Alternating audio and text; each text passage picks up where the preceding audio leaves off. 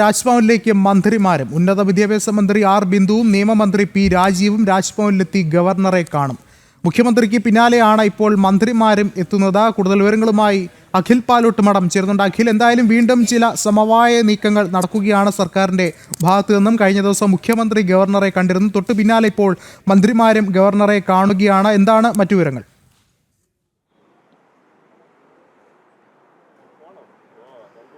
വിഷ്ണു, കഴിഞ്ഞ ദിവസമാണ് ഗവർണറുമായി ഒരു സമവായ ചർച്ചയ്ക്ക് എന്ന തരത്തിലേക്ക് രാജ്ഭവനിലേക്ക് മുഖ്യമന്ത്രി എത്തിയത്.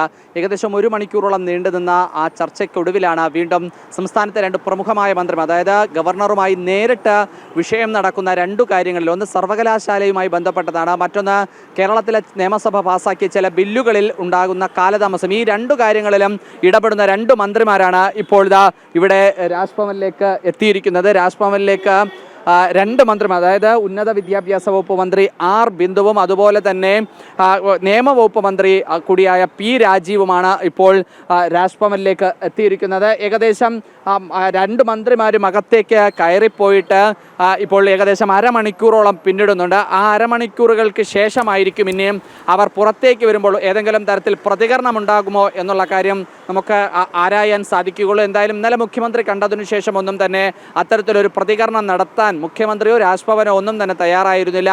ചില ദൃശ്യങ്ങൾ മാത്രമാണ് നമുക്ക് ലഭ്യമായിട്ടുള്ളത്.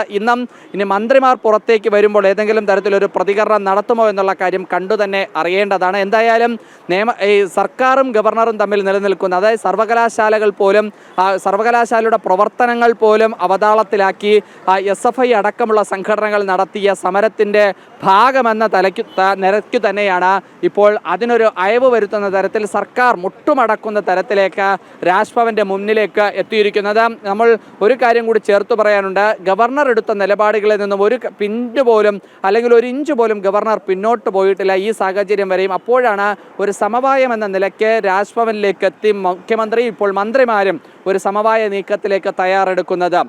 വിഷ്ണു, ശരി. അഖിൽ പാലോട്ട് മഠമാണ് വിവരങ്ങൾ നൽകിയത്.